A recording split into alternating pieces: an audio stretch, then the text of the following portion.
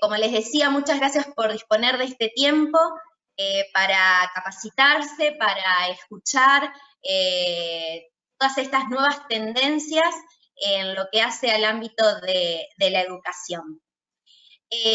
Bueno, muy brevemente me gustaría compartirles acerca del Instituto Argentino de Siderurgia.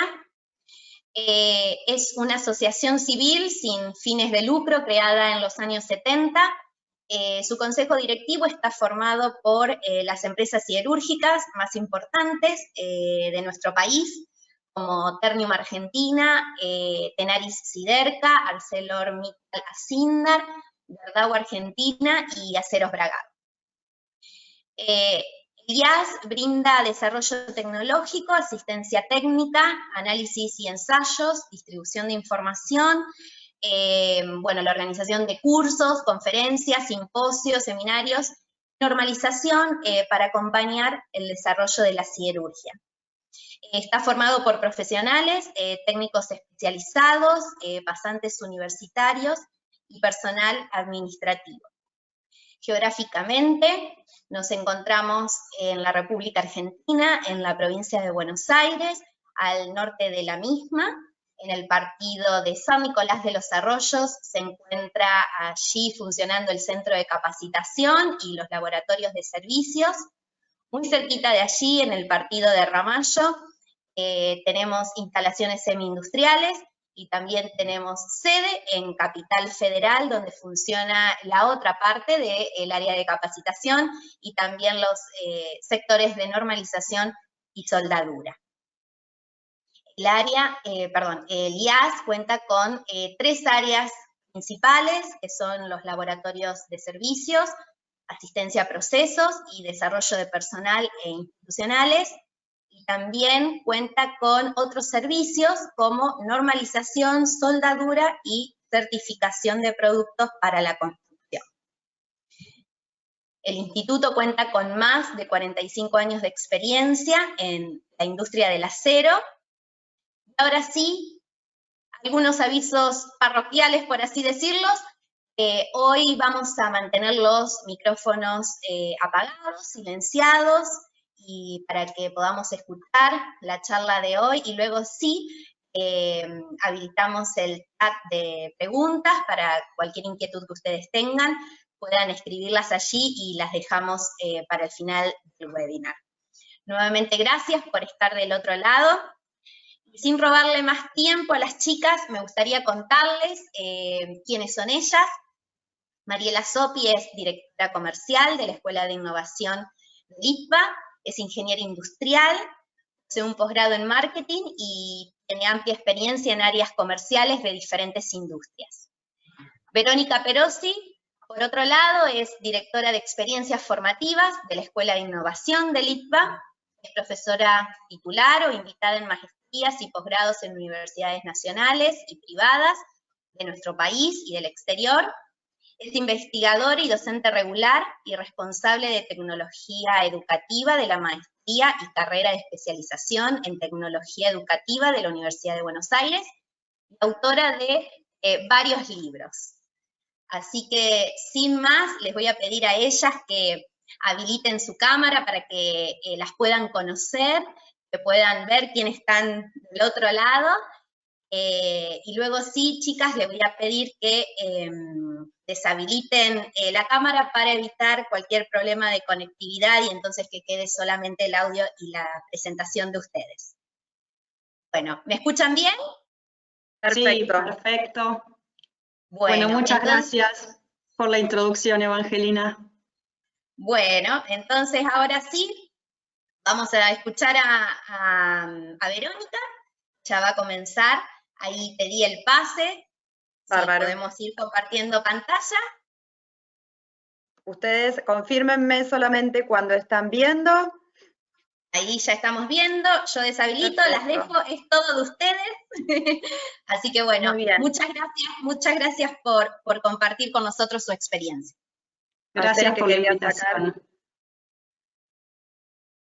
Bueno, Evangelina, también me sumo a los agradecimientos de Mariela por la invitación a nuestra casa, a Litva, y además por generar espacios en este ciclo de webinars que están desarrollando, que también promueven colaboración y trabajo en conjunto desde las instituciones. Así que el agradecimiento también de Sebastián Moore, que es nuestro decano, de María Eugenia Pérez, que es nuestra directora ejecutiva. Bueno, Mariela y yo, por supuesto, un gusto de compartir con todos ustedes, todas ustedes, este ratito de la mañana o de la tarde, tal vez en algunos casos, con personas de distintas partes de nuestra región y de nuestro mundo, aparentemente. En principio, lo que les queríamos contar es que decidimos con Evangelina pensar una presentación que tomara como objeto la educación. Así que, dado que estamos aquí conectados 1 hora para poder conversar en educación, los voy a interpelar o los voy a tratar como colegas, aunque tal vez quizás su formación previa o su inserción profesional o laboral no necesariamente esté directamente vinculado a lo educativo. Pero Evangelina decía que era un buen momento para hacer un parate, mirar los procesos de educación en términos globales y qué es lo que nos está pasando, qué es lo que estamos aprendiendo, qué es lo que estamos cambiando en estos tiempos de pandemia y después de la pandemia también. Así que en ese marco, aún sabiendo que el público es diverso, las formaciones son heterogéneas y quizás los intereses son distintos, vamos a intentar construir en este ratito una mirada entre todas, entre todos sobre la educación y vamos a tomar algunos rasgos, algunas cuestiones en particular y por eso la presentación va a ir tomando va a ser como pequeños zooms en distintos momentos, ¿no? Un zoom vinculado a los procesos de transformación, un zoom pensando en los sujetos culturales con los que trabajamos, el estudiantado, un zoom en los procesos de capacitación, formación, enseñanza en servicio, etcétera, o sea, todos los procesos educativos. También un zoom en lo que la pandemia nos está enseñando y bueno, por supuesto, contarles y transmitirles cómo nosotras estamos también visualizando y diseñando desde la Escuela de Innovación procesos educativos que entendemos tienen que estar en movimiento, que tienen que estar en un estado experimental permanente y que tienen que buscar la innovación y la mejora.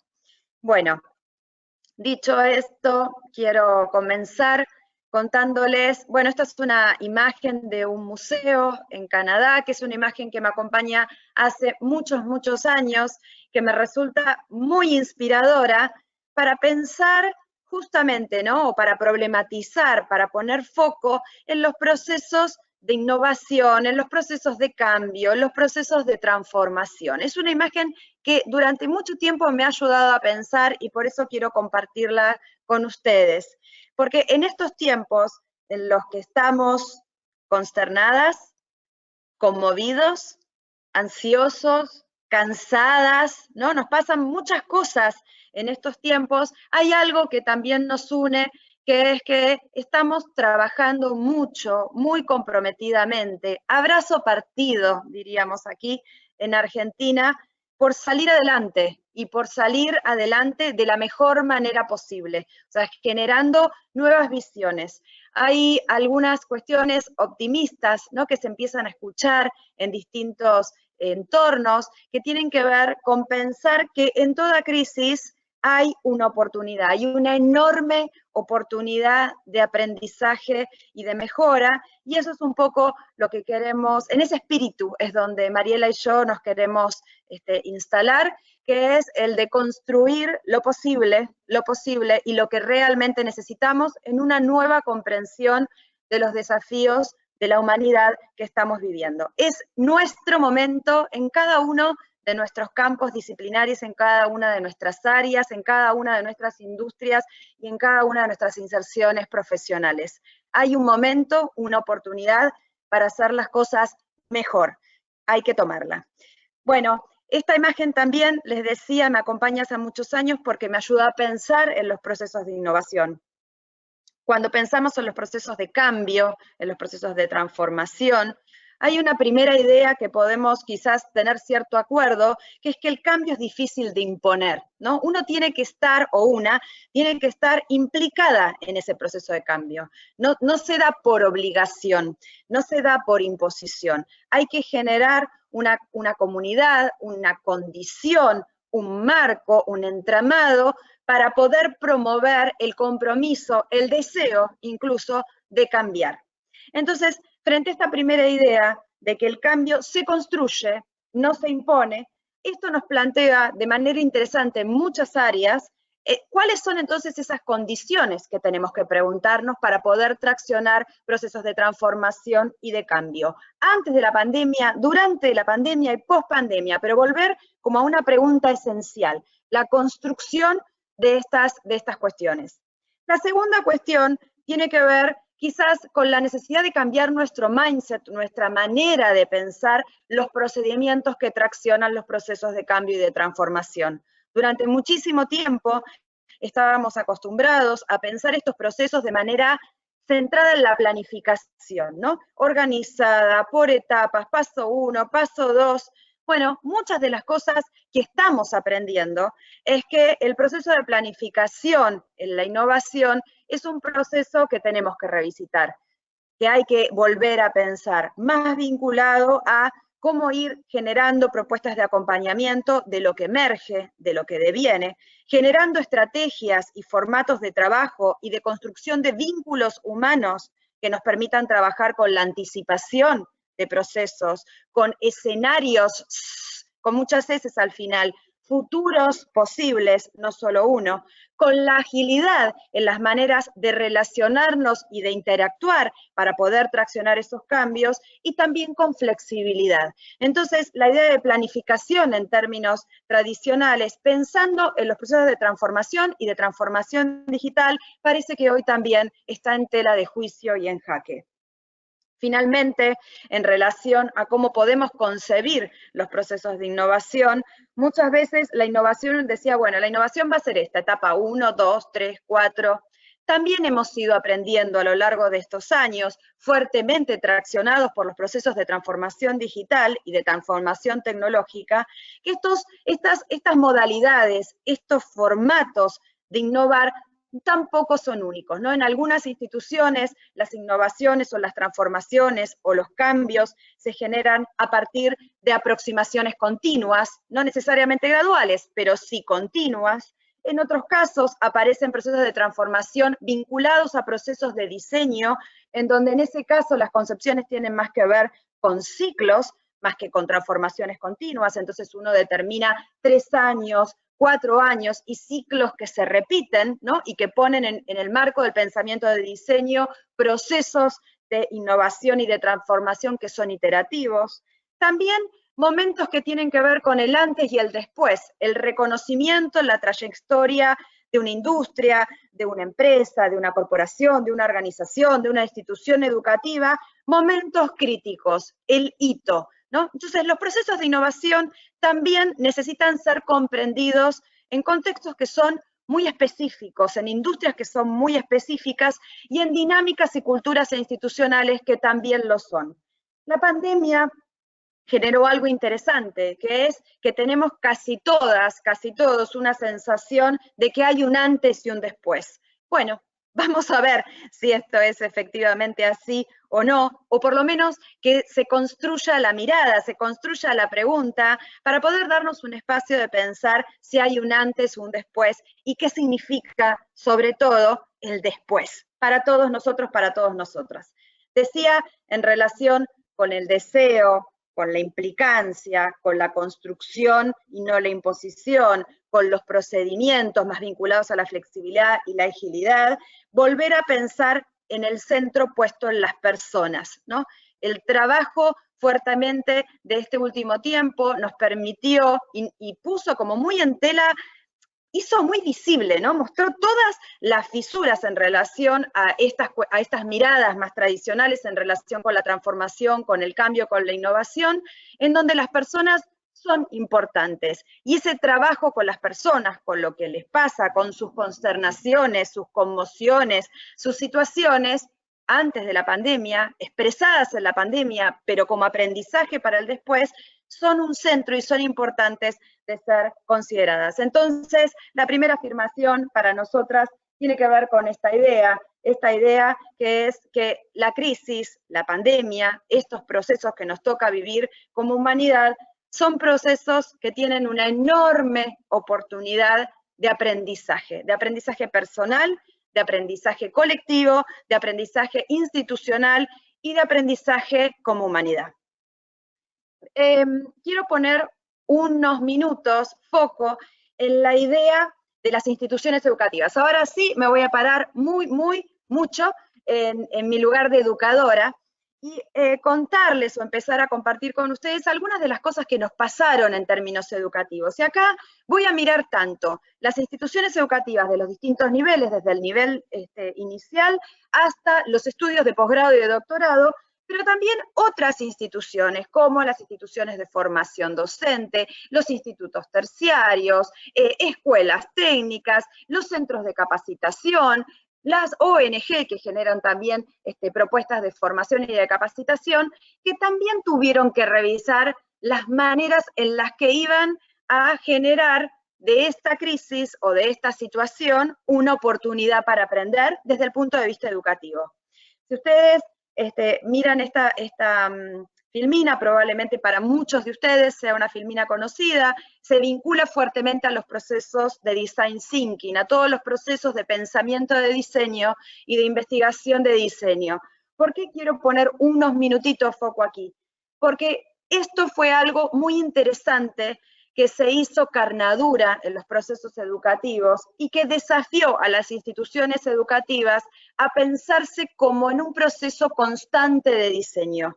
Muchas veces las instituciones educativas de todo el mundo tienden a ser resistentes a la agilidad y a la celeridad de los procesos de transformación necesarios, ¿no? Las estructuras son más fijas, suelen ser procesos más lentos, suelen ser a veces incluso muy piramidales todavía, hay una idea de trabajo más sencillo, más aislado.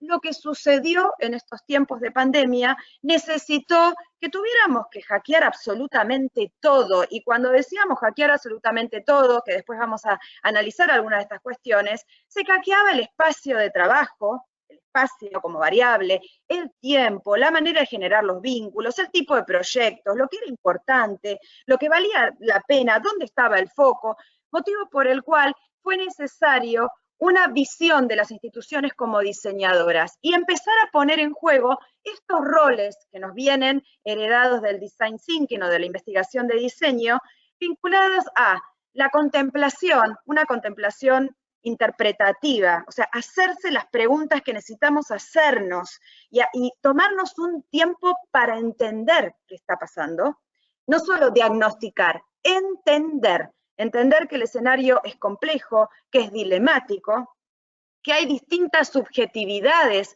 puestos en juego y que las personas nos relacionamos con los procesos y con las situaciones y con las otras personas desde nuestra propia subjetividad. Y en ese sentido, empezar a narrar. La narración en todas las áreas disciplinares, claramente en la literatura, en los relatos populares, en lo que cuenta el papá, la mamá a su hijo y a esa hija sobre una situación familiar, construye sentido, se negocia el sentido. Entonces, nuevamente, del pensamiento de diseño, esta mirada que tiene que ver con empatizar, que tiene que ver con preguntarle al otro y a la otra cómo está, cómo lo está pensando, cómo le gustaría hacerlo, qué es lo que propone. Esta idea iterativa de co-construcción, de nuevo, se fortalece para volver a revisitar los planteos de las instituciones educativas. Y finalmente, una cosa que tiene que ver con la idea de necesitamos estar en movimiento, porque nosotros vamos a ir cambiando en el proceso, lo que vayamos desarrollando nos va a cambiar, por lo tanto, el iterativo, esta idea de voy, reconstruyo, pienso, vuelvo a pensar, vuelvo a poner en práctica, vuelvo a reconstruir, diálogo con el otro, la idea de estar en un estado de experimentación, de prototipado, diríamos desde los paradigmas de transformación digital permanente, aparece como una cualidad bastante fuera de lo común, pero muy central en estos tiempos pandémicos. En términos de lo educativo, y vuelvo a poner el foco en la institución educativa como institución, sucedió algo interesante para todas nosotras, todos nosotros, que fue que empezaron a emerger conciencias educativas. Si alguno de ustedes está en capacitación, en formación en servicio, en formación, etcétera, probablemente comparta conmigo esta idea de que empezamos a preguntarnos, y al principio era el sentido común, recuperar el sentido común en una situación de crisis, que a veces parece ser, muchas veces, el menos usado. Pero lo primero era recuperemos el sentido común respecto de lo que está sucediendo. Pero además, recuperemos el sentido de las propuestas educativas en este tiempo. No importa si es en el nivel inicial, en la universidad, en el grado, en capacitación, en formación en servicio. El sentido de lo que vamos a generar en estos tiempos que son complejos, que son de crisis, que son dilemáticos y que nos invitan a repensarnos, a recrearnos. Entonces, este emerger de la conciencia también motorizó un proceso interesante de experimentación, de diálogo, de puesta en práctica, de pregunta, de escucha, muy interesante, pero al mismo tiempo todas esas experimentaciones se daban y esto desde el punto de vista institucional puede resultarles de valor, en contextos de baja institucionalidad. ¿Qué quería decir esto? No había procedimientos, normas, hábitos creados para generar eso. Lo que había era condiciones para experimentar, o se intentaba trabajar en esa construcción de condiciones para generar respuestas a respuestas para la resolución de problemas que estábamos enfrentando en nuestros lugares de trabajo o en nuestros contextos laborales. Pero esa institucionalidad necesitaba también ser revisitada, necesitaba también ser recreada. Por eso surgen, traccionados, apalancados por las tecnologías, pero también por la situación, un montón de situaciones en donde es necesario revisitar formas de trabajo, formas de construir vínculos, institucionalidad de prácticas, dinámicas, procedimientos, mindsets, ¿sí? Relaciones humanas. Esto, por supuesto, no solo afectó lo educativo, afectó muchísimos procesos de trabajo. Estoy poniendo un poquito de foco en lo educativo en particular, de nuevo, teniendo en cuenta que la educación es una práctica que, si bien está hace varias décadas en constante proceso de redefinición, la verdad es que este proceso de redefinición es de las últimas décadas. Durante siglos, las propuestas educativas eran estáticas, eran bastante fijas, independientemente de los países en donde se desplegara, independientemente de los niveles, ¿no? Las escenas educativas tenían que ver con alguien que habla, que supuestamente sabe, entonces supuestamente tiene autoridad para poder hablar, y hay una supuestamente persona que quiere aprender y que por tanto entonces escucha, y ese modelo se reproduce históricamente a través del sistema, a través de los niveles, a través de los países. Fue recién hace los últimos 30 años, 20 años, que los sistemas educativos en el mundo en general están empezando a generar propuestas de autor, tracciones que tienen que ver con construir identidad educativa y pedagógica, maneras diferentes de pensar la educación y la capacitación, pero de nuevo, es un proceso joven para lo educativo.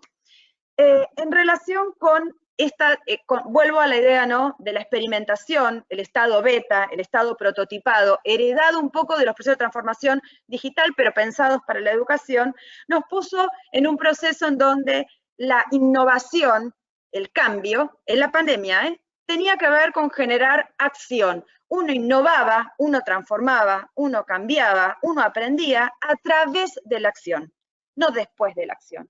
Era a través de la acción, en ese proceso constante, en ese estado beta permanente de creación. Además, puso en evidencia la necesidad del trabajo con otros, el trabajo colectivo, el trabajo cooperativo, el trabajo asociativo. Usen la construcción del otro que mejor los represente, mejor represente a su institución, pero hay algo que sí aprendimos todos y todas con estas situaciones, que es que tenemos que trabajar con el otro, con el otro, construir estas acciones que van a tener sentido, construir el sentido de estas acciones y albergar a ese otro en esa producción, no solo para el otro. O sea, procesos, podríamos decir, más solidarios, si ustedes quieren, o más democráticos, si ustedes quieren, o más colaborativos o más cooperativos. Utilicen de nuevo el encuadre con el que se sientan más cómodos, pero todos, desde miradas más sistémicas, hasta más cognitivas, hasta más socioculturales, hasta más políticas, nos están interpelando a pensar en términos de procesos colectivos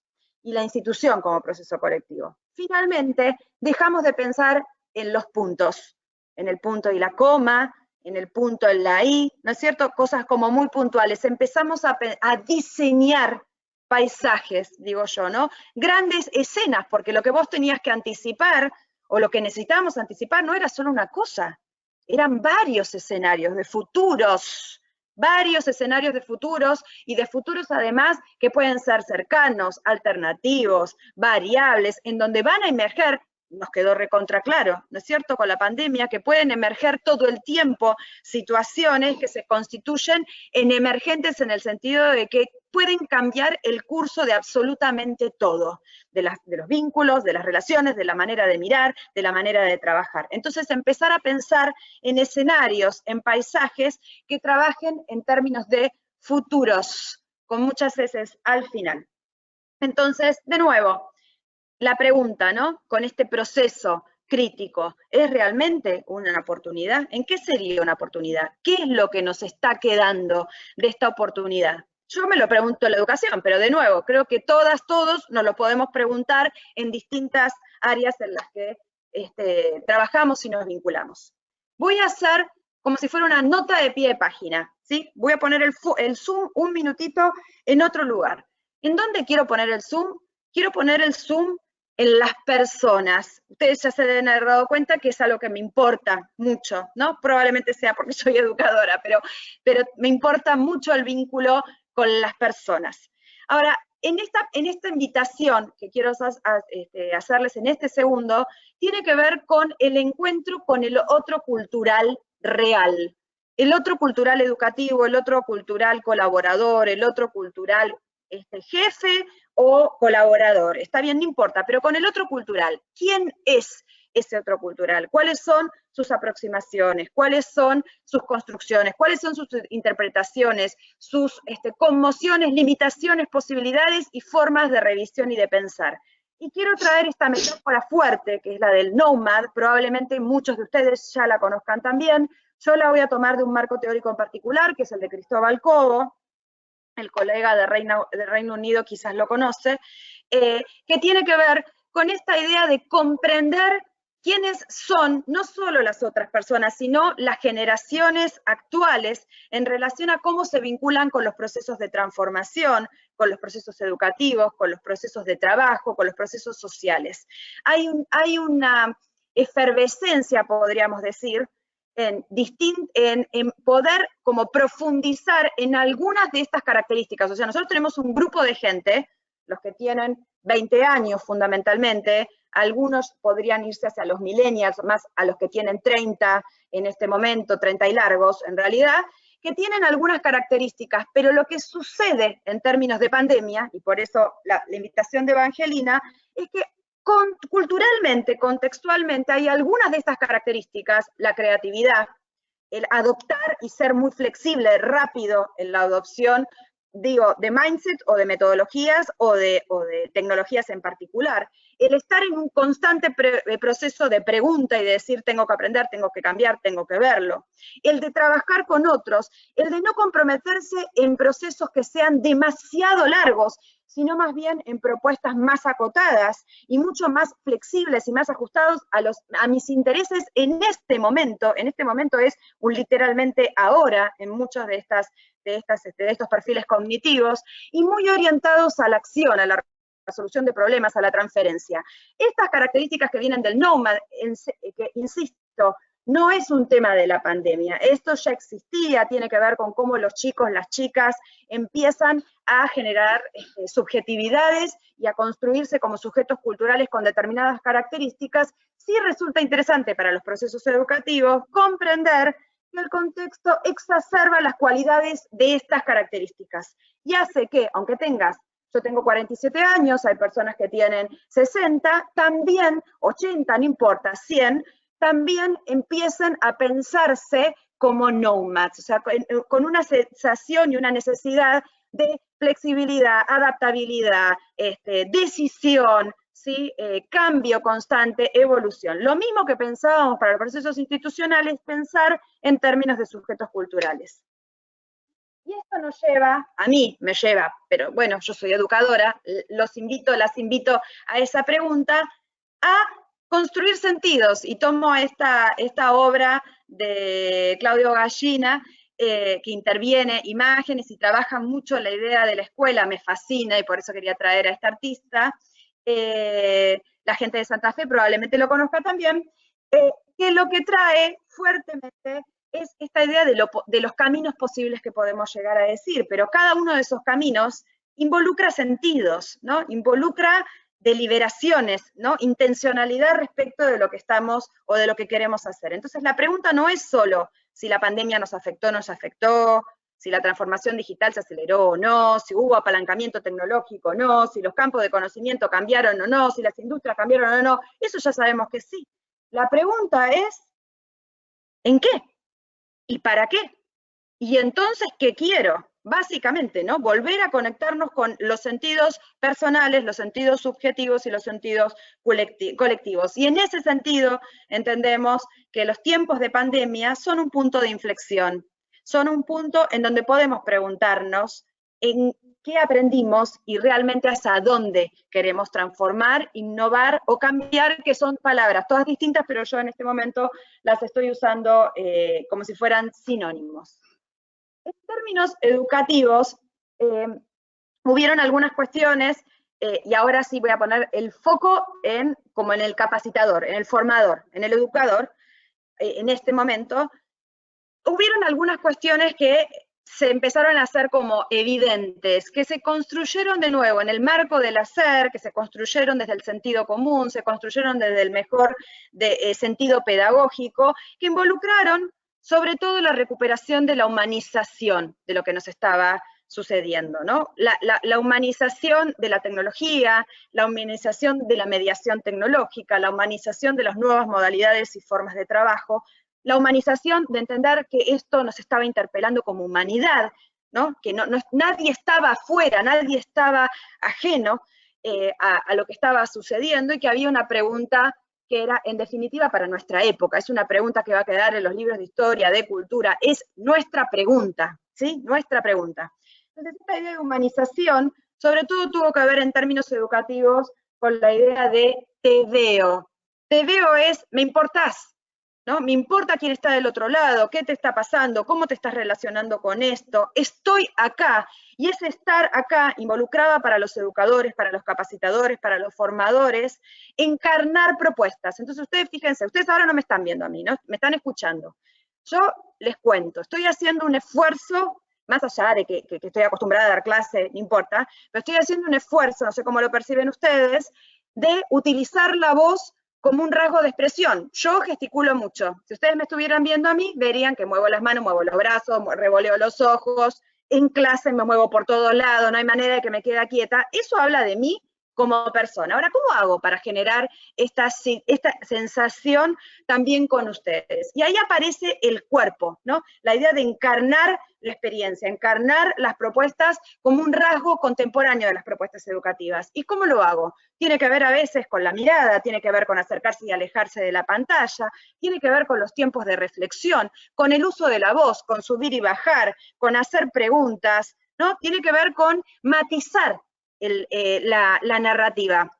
Porque ustedes en este momento están viendo una pantalla estática, no me están viendo a mí, pero de alguna manera yo estoy intentando hacer un esfuerzo de que me imaginen, ¿no? Que me imaginen a través de la voz, que imaginen qué es lo que me está preocupando o por dónde estoy pensando. Eso tiene que ver no solo con el reconocimiento del otro y de la otra del otro lado, que en educación fue te veo, ¿no? En las escuelas, quizás si tienen hijas o hijos, deben haber percibido que las instituciones educativas, una de las cosas que intentaron fue hacer encuentros virtuales, incluso se volvió a utilizar el teléfono como medio hegemónico tecnológico para ver cómo estaban los chicos, cómo estaban las chicas, cómo estaban las familias, cómo estaba la situación laboral, cómo se estaban organizando, si se estaban matando en la casa por estar conviviendo. Se reconoció que vos podés vivir en una casa en donde tenés muchos ambientes con muchos soportes tecnológicos y en otros en donde quizás es chiquito, hay muchas personas, hay que compartir tecnologías. Los docentes empezaron como de nuevo, ¿no? A acercarse mucho, y esto no importa si fue para nivel inicial, primaria, secundaria,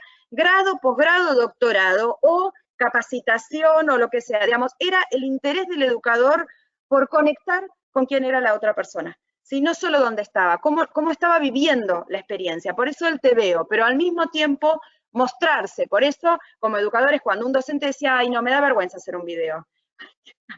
La verdad, a ver, se los voy a decir como con mucha honestidad, los querés matar, porque si en tiempos de pandemia, en donde lo único que tenés es mediación tecnológica, te da vergüenza grabar, filmar, hacer un SoundCloud, bueno, era como muy complejo, porque había que humanizar los vínculos educativos. Bueno, sigo un poco más.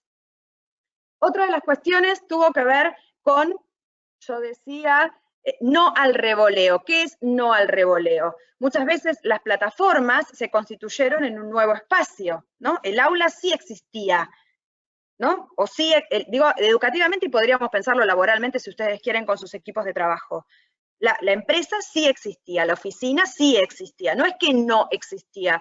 Lo que pasa es que su construcción no era física, era virtual. Y esa construcción virtual involucraba una sensación o un encuadre vinculado con el espacio como convergencia. Entonces las plataformas, la tecnología, lo que generó es un escenario de convergencia y un escenario en donde nosotros desde el punto de vista educativo pedíamos fuertemente no revoleen, no revolear PDF, no revolear video, no revolear enlaces, todas las cosas sueltas, sin organización, porque en realidad vos no estabas generando un Netflix, ¿no? Lo que vos hacías era revolear. Entonces, las propuestas educativas necesitan de también encarnarlas en el sentido de que el docente esté presente en cómo lo piensa, cómo lo diseña, cómo estructura la actividad, cómo piensa que tiene que ser una secuencia, cómo alberga trayectos diferentes, cómo abre opciones diferentes para que los estudiantes vayan acercándose y vinculándose con ese contenido, con un contenido que también está mediado en sus interacciones, en su forma de abordaje. Una de las cosas más fuertes que pasó, no sé qué me cuentan los colegas de Reino Unido, de México, de Colombia, de Chile, pero aquí les voy a contar lo que pasó en Argentina. En Argentina, las instituciones educativas, una de las cosas que hicimos con mucha fuerza fue empezar a poner a disposición los textos, los libros, que en otro momento les hubiésemos dicho, anda a comprar el libro, manipulalo, usalo. Ahora sabíamos que había dificultades para salir, que no podías comprar, que quizás había dificultades económicas para las familias para poder acceder a determinados materiales. Entonces, parte de hacerse cargo de lo que nos estaba pasando desde el punto de vista educativo era facilitar el material. Entonces, cuando uno facilita el material, se generan todas experiencias mediadas. Entonces, por eso, digo, la lectura está mediada, el diálogo está mediado, el contacto con el contenido está mediado, la forma de representación de lo que uno aprendió está mediado, cómo ves al docente o cómo escuchas al docente está mediado, absolutamente todo. Entonces era importante humanizar, encarnar, crear propuestas centradas en una actividad, donde tenga sentido el encuentro en esa mediación, no revolear contenidos y entender también que el tiempo y el espacio estaban cambiados, ¿no? El espacio no era el espacio del aula o de la institución o de la oficina o del centro o del laboratorio. El espacio era un espacio virtual y en ese espacio virtual quizás había muchos espacios, muchas formas de conexión y muchas, no solo mediaciones tecnológicas, sino también posibilidades de conexión. Hay un tema en mi país, no sé cómo está pasando en otros países, de problemas de conectividad. Y esto también afecta a las propuestas educativas, ¿no? Entonces, como variable, una variable que empieza a ser central. Y también el tema del tiempo. Uno en propuestas educativas dice hasta la semana que viene, o este tema lo vemos dentro de unos días, o hasta mañana, o este ejercicio es para el lunes. Bueno, el tiempo también se hackeó, porque se alteró la jornada, se alteraron las rutinas familiares, se alteraron las maneras en las que nosotros teníamos que negociar la conectividad en las casas, hay momentos más altos y álgidos de conectividad y otros que no.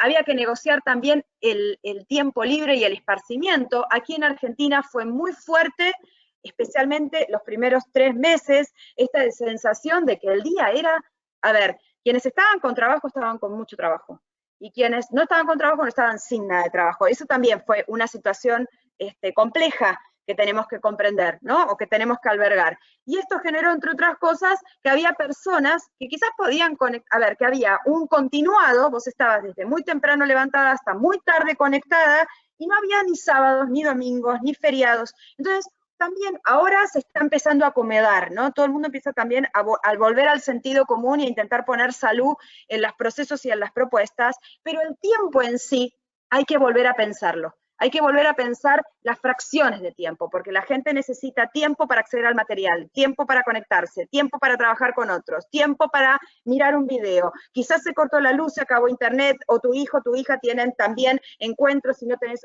disponibilidad.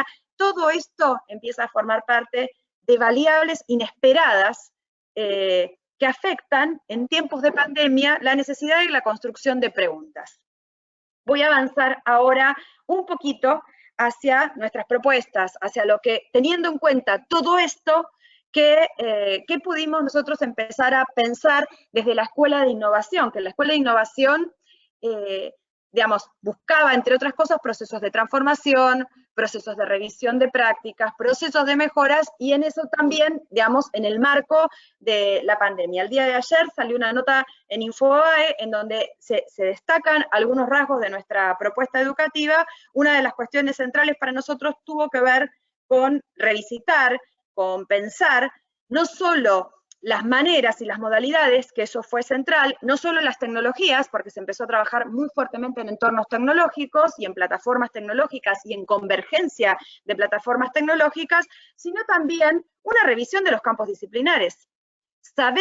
Lo sabemos porque trabajamos en eso, porque investigamos, porque estamos relacionados, que los campos disciplinares cambiaron, las áreas de conocimiento, los campos, los oficios cambiaron por estas cuestiones y el apalancamiento tecnológico. Si eso cambió, las propuestas educativas también deberían hacer revisiones de sus currículas, ¿no? Tendrían que hacer revisiones de qué contenidos vale la pena enseñar hoy, vale la pena poner en discusión hoy.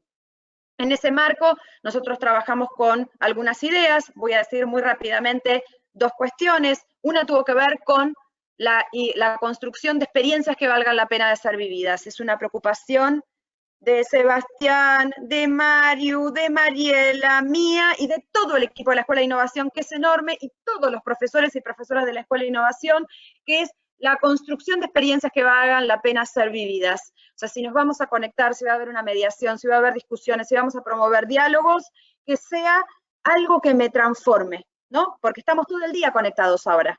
Estamos cansados, andamos saltando de Zoom en Zoom, de reunión en reunión, de Meet en Meet, ¿es cierto? Todo el tiempo el mail, todo el tiempo el celular. Yo en este momento estoy con 2 pantallas y con 2 celulares. Este es un escenario completamente normal en mí, y sé que es un escenario además compartido por muchos de ustedes, muchas de ustedes. Entonces, ¿cómo vamos a hacer? No para capturar la atención, ¿sí? Porque para capturar la atención me pongo un bonete, sino cómo vamos a hacer para sostener la atención. Entonces, el centro puesto en la construcción de la experiencia didáctica, en arquitecturas, entornos, escenografías digitales que sean inclusivos, o sea, que alberguen, que alguien tenga, que le guste más trabajar con celular, otro que le guste más trabajar con entornos clásicos, otro que le guste trabajar en colaboración, otro trabajar individualmente, etcétera, etcétera. Albergar diversidad cognitiva y al mismo tiempo prácticas en donde en el momento que nos conectamos y que haya mediación, valga la pena, realmente quieran hacerlo. Y además, como segunda idea central, hay otras más, pero quiero tomar estas 2 como centrales, la idea de lo colectivo, ¿no? De un proceso, miren, todos nosotros que estudiamos y tuvimos experiencias en algún momento dado, decíamos, casi sin entenderlo realmente, que el conocimiento era provisional. O sea, ¿qué quería decir eso? Que estaba en constante proceso de cambio, de evolución, de transformación, de mejora, que lo que hoy para vos era una certeza, mañana se convertía en algo completamente efímero, en una concepción errónea de ese campo, o en algo completamente incompleto o inacabado. La provisionalidad del conocimiento era algo que todos lo sabíamos. Con la pandemia lo entendimos. Lo vivimos en carne, ¿no? En carne propia con mucha fuerza. Los procesos de transformación digital históricamente vienen muy vinculados a esta manera de pensar, el prototipado, la experimentación, la reconstrucción, la iterancia, etcétera. Pero esta idea de provisionalidad también trajo desde el punto de vista pedagógico algo interesante, que es que si el conocimiento es provisional y el conocimiento se construye, y se construye en el marco de una cultura y de una discusión y de un grupo de personas que hablan de este tema, entonces, y de códigos o de formas de compartir, entonces el conocimiento emerge de la inteligencia colectiva, categoría de Pierre Levy, del campo de la filosofía, ¿no? Esta idea de que es este colectivo y ese proceso con otros, no para otros, en donde se construye realmente relevancia, rigurosidad y calidad en términos de contenido de nuestras propuestas educativas. En el marco del ITBA nosotros redefinimos nuestras propuestas. Ustedes saben que, no sé si lo saben, lo voy a contar, el ITBA en general, bueno, es una unidad académica muy importante de tecnología, muy reconocida en nuestro país, pero es una institución presencial. Fue diseñada, concebida, pensada para la presencialidad. Si bien teníamos un montón de tecnologías y de prácticas previas vinculadas a la educación a distancia, que la educación a distancia viene de la década del 60, del 40 del siglo pasado, o sea, no es un tema novedoso, sí fue novedoso que toda la experiencia se convirtiera en virtual. ¿No? Por una cosa es que vos tengas un programa de educación a distancia, o que tengas propuestas virtuales, o que hagas experiencias blended. Y otra cosa es que toda la normalidad, entre 200 comillas, tenga que ver con la construcción de la virtualidad. Entonces ahí, de nuevo, ¿cómo lo empezamos a trabajar? Y entonces trabajamos muy fuertemente estas dos ideas, la autorregulación, la confianza en lo que el estudiantado puede hacer, estudiantado que en nuestro caso son adultos, ¿sí? Pero de nuevo, esto podría ir para nivel inicial, para primaria, para doctorado, para un instituto de formación, ¿sí? Para la capacitación, confiar en lo que las personas pueden hacer y en ese sentido ofrecer trayectorias flexibles. Flexibles no quiere decir hago lo que quiero, ¿eh? Quiere decir que dentro de un encuadre, de una trama de oportunidades que están diseñadas pedagógicamente, es decir, anticipadas, vos podés ir adaptando, personalizando por áreas de interés, experiencias previas, trayectorias, por dónde ir entrando a los contenidos o en dónde hacer foco. Empezar a romper con esta idea del currículum como estanco o del currículum único, empezar a trabajar y a dialogar un poco más con quién es esa persona que está relacionado con el contenido y conocimiento. Por supuesto, la idea del hackeo del tiempo y del espacio, esto yo ya lo mencioné antes, lo recuperamos con fuerza, intentando albergar justamente la diversidad de tiempos y la diversidad de posibilidades mediadas de conexión, y entender que las relaciones, tema que vengo desarrollando desde el principio, están mediadas, es decir, que la mediación no solo involucra esta instancia sincrónica, sino que hay mucho que se puede hacer y construir de manera asincrónica, mucho, y que el centro puesto en la actividad está puesto justamente en las maneras en donde vos a lo largo de 15 días, de 10 días, de un mes, de 3 meses, de 3 semanas, de una semana, te pones en contacto con ese contenido. En relación con las relaciones, fortalecer el networking. ¿Por qué? Porque en el caso de Argentina en particular, que fue muy fuerte el tema del aislamiento social obligatorio, le cuento a los colegas de otros países, era muy importante que la gente no se sintiera solo, ¿no? Entonces, trabajar la soledad y la sensación de soledad, aunque quizás a veces no era real, porque estabas con tu familia o compartiendo en la misma casa, pero había una sensación de estoy encerrado, no puedo hacer esto y soy solo. Entonces, había una preocupación fuerte por las propuestas pedagógicas de generar no solo networking, como siempre lo hacemos, sino de generar vínculo, un vínculo que justamente construya ese colectivo y que juegue en la comprensión de esas soledades interactivas en este caso, y traccionar propuesta pedagógica desde ahí. Y por supuesto el coworking.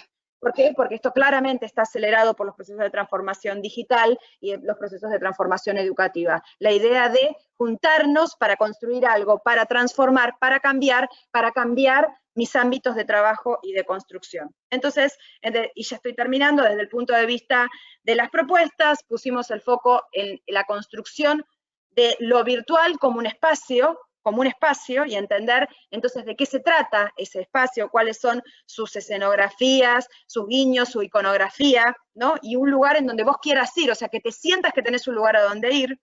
Trabajar, hacer explícito solo lo importante, porque como ustedes verán, frente a la mediación tecnológica, la abundancia de la información es extrema, entonces parte del diseño de la propuesta pedagógica es ayudar a hacer foco y decir, bueno, esto, ¿no? Entonces, hacer explícito lo importante, generar formas de acercarse a los contenidos que tengan que ver con tentar, con generar trayectos especiales, generar flexibilidad, por eso hablamos de camino de migajas, ¿no? Vos vas encontrándolas, vas descubriéndolas, vas acercándote a esa propuesta y vas también poniéndole un ritmo y un destino a lo que vos querés hacer. La corporalidad docente, lo traía hace un rato, pero esta idea, la voz del docente no es la voz literal, es la voz literal, pero además es que el docente sí importa, porque también una de las cosas que se generó en estos tiempos es que todo el contenido está en la web, es cierto, no voy a discutir eso porque además lo creo, pero sí hay algo que puede hacer el docente, que es la mirada disciplinar, la mirada experta, la mirada que recupera años de trayectoria profesional o personal o experiencias propias. Entonces, recuperar la voz en el sentido de recuperar la perspectiva única y personal de ese docente. Si vos no compartís eso, y bueno, el conocimiento está en la web, es más fácil googlearlo o buscarlo en YouTube, definitivamente. Pero eso no quiere decir invisibilizar al docente o al capacitador como una voz interesante de ser escuchada y que forme parte de los diálogos y de las tramas, y por supuesto, como ya lo dije muchas veces, estar con otros, ¿no? Construir solidariamente espacios educativos que te permitan hacer networking, coworking, transferencia, reconstrucción, semantización de lo que está sucediendo. Entonces, yo les decía, y María ahora va a contarles algunas cosas en particular que tuvieron que ver con decisiones nuestras de cambiar el currículum, de cambiar las áreas temáticas, de pensar los nuevos entramados disciplinares a partir de las transformaciones digitales que se fueron dando en todos los campos de conocimiento. Hay un escenario, creemos profundamente que hay un escenario de oportunidad, enorme escenario de oportunidad, que tiene que ver con la comprensión de que el mundo está cambiando, que nosotros estamos cambiando, que la educación está cambiando, y eso es una buena noticia. No tiene que ver con algo naif, tiene que ver con comprender que está emergiendo un mundo, y en ese mundo están emergiendo nuevas oportunidades. Y en ese sentido es nuestro momento y nuestra obligación histórica para con nosotros mismos y para las generaciones venideras. Marie.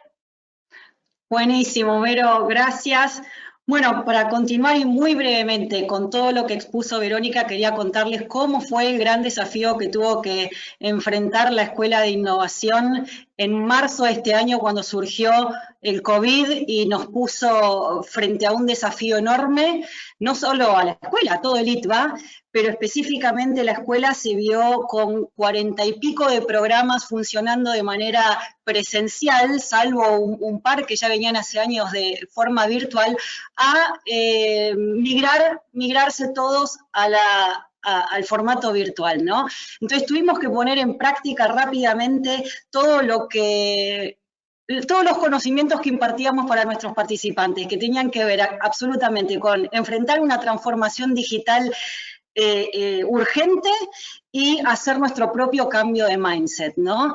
No solo en los que gestionamos la Escuela de Innovación, sino también en los docentes, en los participantes, en las empresas que nosotros con las que solemos trabajar.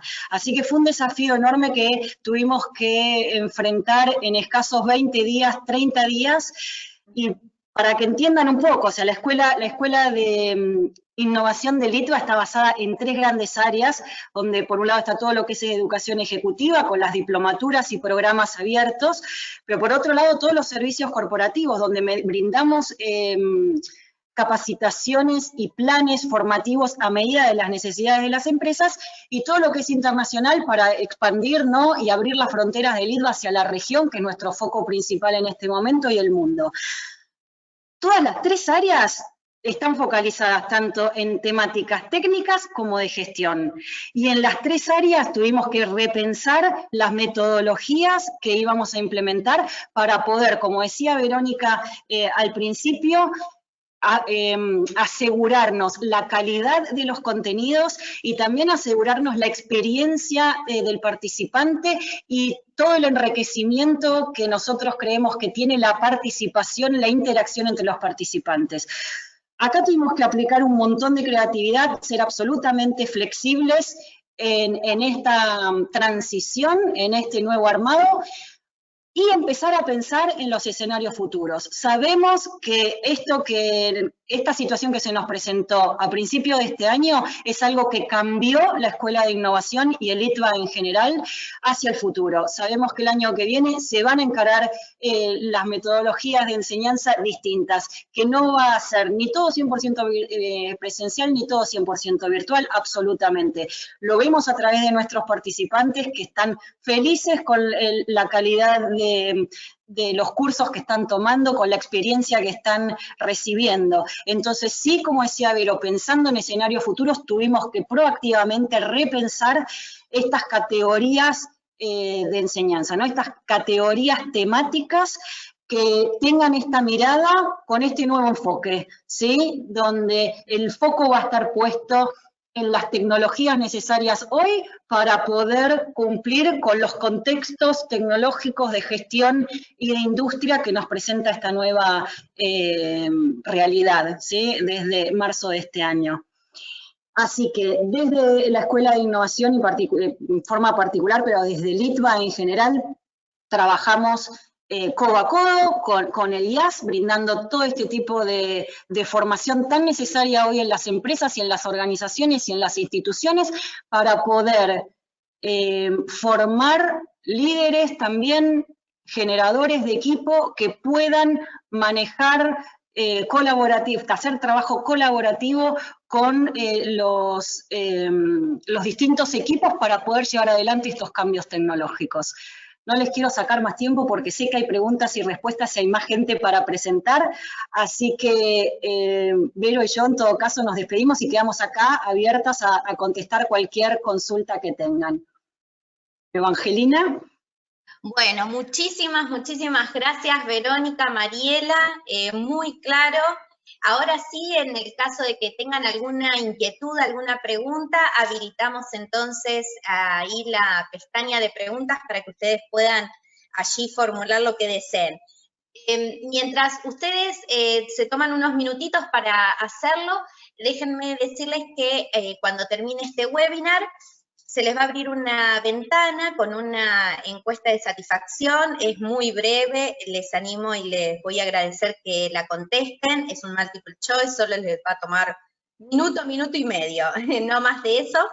Y bueno, también contarles que estamos sumando nuevos webinars en nuestro ciclo de webinars que empezamos ya por fines de mayo, pero la verdad que los comentarios son tan elogiosos que seguimos sumando nuevos webinars y pueden verlos en nuestra página web.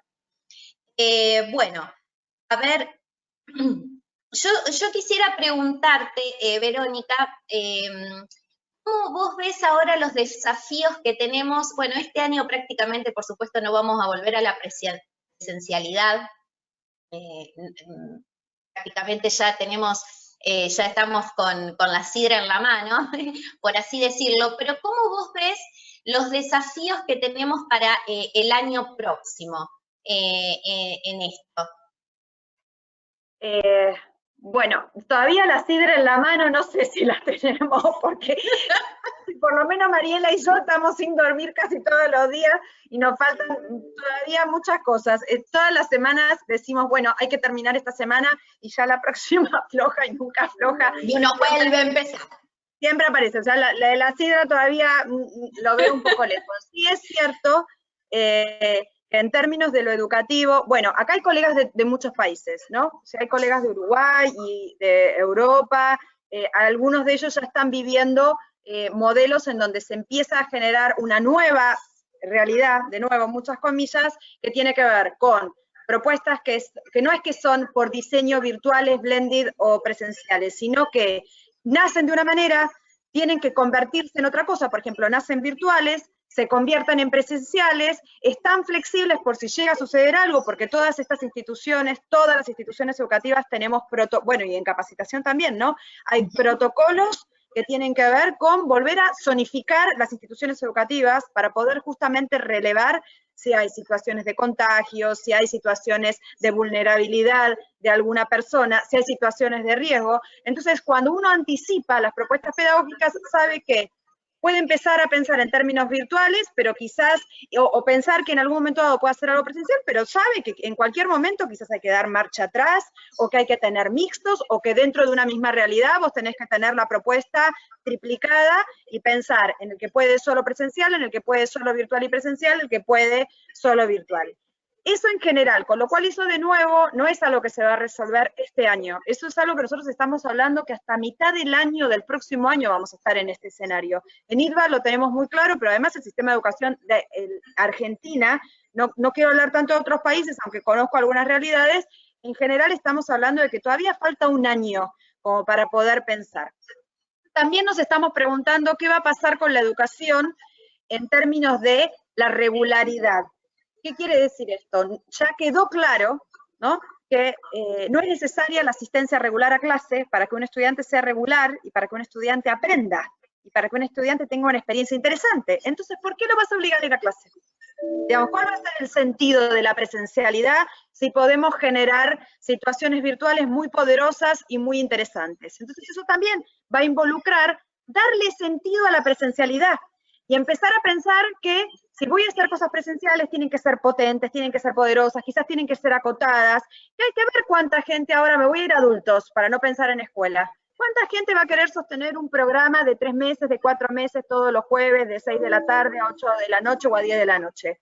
¿Por qué? En otro momento no lo hubiésemos ni pensado, pero en este momento, después de todo esto que nos pasó, tenemos que empezar a anticipar con mucha flexibilidad la misma propuesta en muchos escenarios diferentes. Entonces, vos decís, uy, se triplica, cuatriplica el trabajo. En realidad, siempre tendríamos que haber pensado así. Siempre tendríamos que haber estado pensando, ustedes quizás piensan en términos de usuario, yo pienso como sujeto cultural, pero soy pedagoga, perdónenme, pero digo, si venís del marketing o venís de otras cosas, se habla de user experience, se habla de otras cosas. ¿Qué quiere decir eso? Quiere decir poner el centro de la persona. Entonces, si ponemos el centro de la persona, siempre tendríamos que haber estado atentos a ofrecer trayectos, caminos, modalidades flexibles, adaptativas, personales, etcétera, etcétera, cortas, acotadas, diferentes. Hay otra cuestión, y el cuerpo, ¿no? Volver a pensar qué significa poner el cuerpo en una propuesta, o qué significa la presencialidad, el momento de la presencialidad. Va a haber que volver a preguntarse eso en todos los niveles. Otro tema importante es el de la evaluación y la acreditación, que este es un tema que nos preocupa a muchos, que este año la mayoría de los educadores, lo que dijimos es, bueno, vamos a poner el foco, les decía, ¿no?, en lo importante, el centro, el sentido, el para qué, construir humanidad, conectar con la persona, entender qué le está sucediendo al otro, construir desde ahí, transmitir desde la experiencia, y pareciera que el contenido hubiese estado en un segundo lugar. Lo cierto es que no es que estuvo en un segundo lugar. Lo que hicimos fue abordar el contenido desde abordajes que son reconociendo a las personas y sus aprendizajes y lo que les sucede. Y eso tampoco queremos que cambie. O sea, de nuevo, la información está en la web. Eso es así. Entonces, la experiencia pedagógica, no importa en qué nivel sea, ni para qué área disciplinar, si es en servicio, o si es formal, o si es informal. ¿Cuál va a ser el sentido de esa propuesta? O sea, ¿qué es lo que queremos que pase ahí, que no pasa en ningún otro lado, no pasa en Netflix, no pasa en Internet, no pasa de manera autogestionada, no pasa solo? Porque cuando uno decide formar parte de una propuesta formativa es porque quiere sentirse acompañado, no que le reciten algo, sino que quiere sentirse acompañado. Entonces, en educación, estos son grandes desafíos. Para la Escuela de Innovación, en términos de propuestas formativas, estamos muy fuertemente trabajando en la internacionalización. Estados Unidos, bueno, esta semana hubo una nota de lo que le estaba sucediendo a Estados Unidos, a Reino Unido, a Australia, a otros países que suelen recibir mucha matrícula de estudiantes inmigrantes que van a estudiar. Entonces, las mismas universidades y casas de estudio están redefiniendo la manera de pensar la regularidad del estudiantado y la necesidad o no de que un estudiante viva en ese país o no, por temas que tienen que ver con la salud, pero también tienen que ver con un cambio en la mirada de cómo se pueden plantear procesos educativos. Y nosotros desde el ITBA tenemos ya una apuesta que no tuvo que ver con la pandemia, pero la pandemia lo aceleró, que tiene que ver con la internalización, la internacionalización, el trabajo más sobre lo virtual, trabajar más en términos regionales, generar modelos diferentes y conexiones diferentes, estar muy vinculados a lo que sucede con los debates en las distintas industrias y en los campos de conocimiento, más que con algunos contenidos que ya están como certezas, o sea, trabajar más en la pregunta que en la certeza, y esto, bueno, es algo que lo venimos como capturando, recuperando, creo que nos va a quitar el sueño hasta fin de año, pero es un tema que va a continuar hasta el próximo año seguro. Seguro hasta que vayamos construyendo, acá se dice, para los colegas de la región, nueva normalidad. Bueno, yo hago así porque la verdad que en este momento también esto es lo que nos pasa, no podemos pensar en una normalidad, hay normalidades. Hay escenarios, hay perfil, digamos, hay que empezar a pensar en plural. Y eso va a ser un gran desafío para las instituciones educativas. Para todas, pero para las educativas en particular. En particular. Bueno, muchísimas gracias. En esto que vos mencionabas que la pandemia aceleró diferentes procesos y cosas que quizás la teníamos en la mente o que la veníamos trabajando, pero bueno, lo aceleró.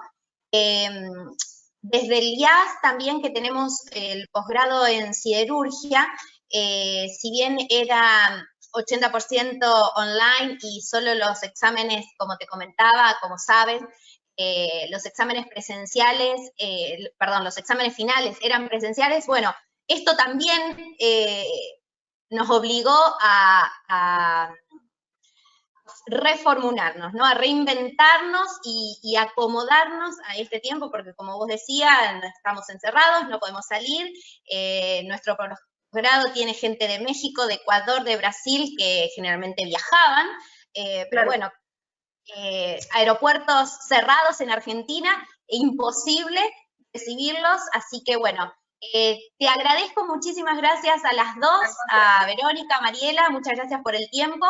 Y sí, ahora, muy brevemente, me gustaría que Eduardo, podés habilitar tu cámara. Él es el director del posgrado en siderurgia del instituto. Él nos va a contar muy brevemente cómo tuvimos que adaptarnos. También nos acompaña Marcelo, que es parte del equipo. Si quieren habilitar su cámara, así la audiencia también los puede conocer, las chicas también. Y bueno, las despido, chicas. Gracias, Evangelina. Bueno, buenos días a todos, un gusto de conocerlas. A Evangelina ya la conocía. Bueno, ahora voy a hacer una breve presentación. Evangelina, si me das el comando, voy a... Sí, compartí tu pantalla tranquilo. Voy a suspender la cámara porque no tengo buena conectividad, si me permiten. Y por favor.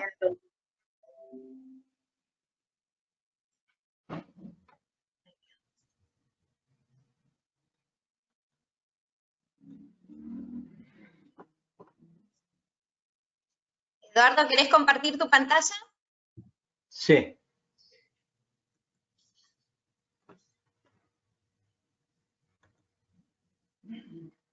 ¿Cómo me escuchás, Evangelina?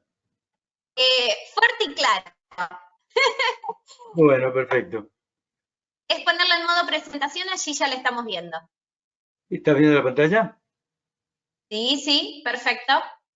Bueno, perfecto. Muchas gracias, Evangelina, por la introducción. Quiero saludar a todos, agradecerles por compartir esta actividad con nosotros. Lo que vamos a presentar hoy es la forma como modificamos el formato del posgrado en siderurgia, reemplazando las actividades presenciales a un formato live learning. Primero vamos a presentar las características generales del posgrado, luego vamos a mostrar las modificaciones implementadas con motivo del aislamiento forzado por la pandemia.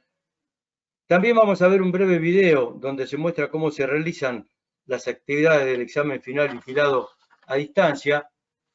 Y finalmente vamos a mostrar los resultados obtenidos y cómo es el formato actual y futuro del posgrado. Los objetivos del posgrado fueron originalmente focalizarnos en los fundamentos termodinámicos, cinéticos, metalúrgicos, físico-químicos y mecánicos de los procesos siderúrgicos que van desde las materias primas, aceleración, laminación, hasta producto terminado.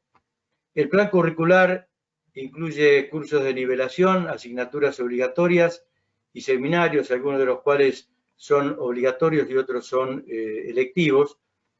El posgrado cuenta también con un cuadro docente de profesores y tecnólogos de primera línea. Nuestra carga horaria es de 540 horas totales, lo desarrollamos en 2 años con una modalidad Blended Learning, y los exámenes finales son supervisados y certificados por el Instituto Tecnológico de Buenos Aires. En nuestra edición actual tenemos alumnos de toda Latinoamérica, Brasil, Ecuador, Colombia, México, Uruguay. Realmente un gran gusto de compartir este posgrado con tanta gente de Latinoamérica. Vamos ahora a mostrar rápidamente cómo fue que tuvimos que implementar las acciones que modificaron las actividades que eran presenciales a un formato no presencial.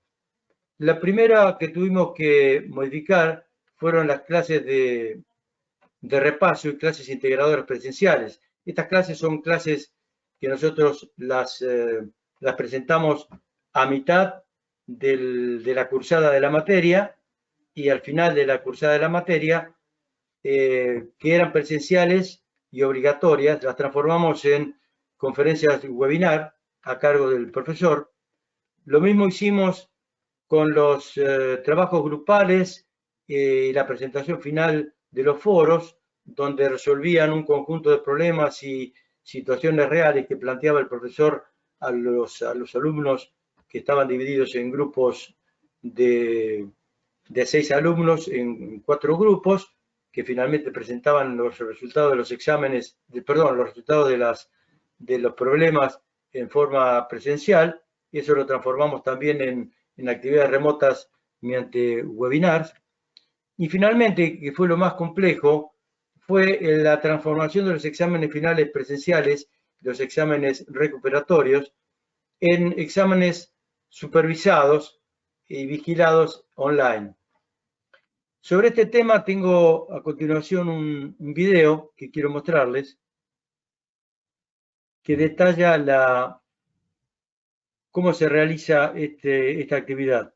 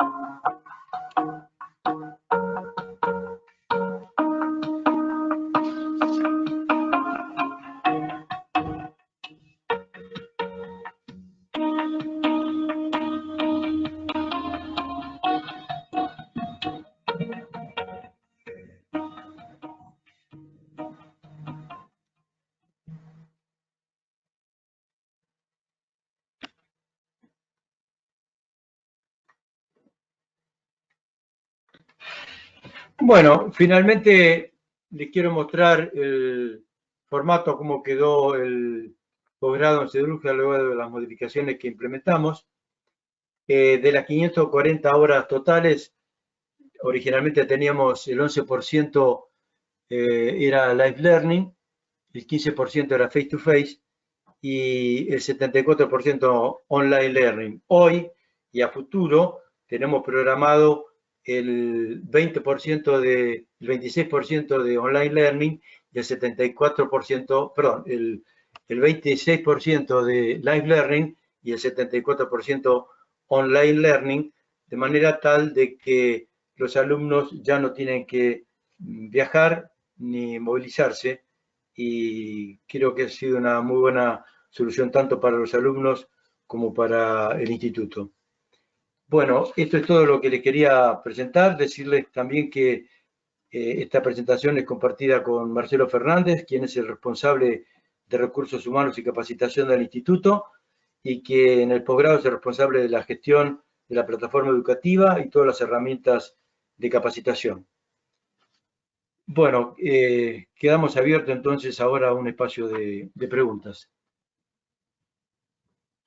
Bueno, muchísimas gracias, Eduardo, también.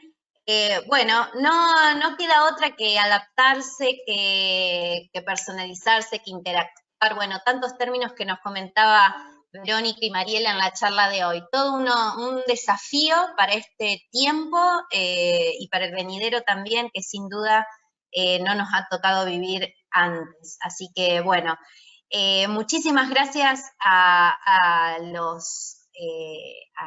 Mariela, Verónica, a Eduardo, que han participado de la charla de hoy, y también a toda la audiencia por poner de este tiempo y estar del otro lado. Nos reencontramos entonces en algún otro webinar, en la agenda en nuestra página web, www.siderurgia.org.ar.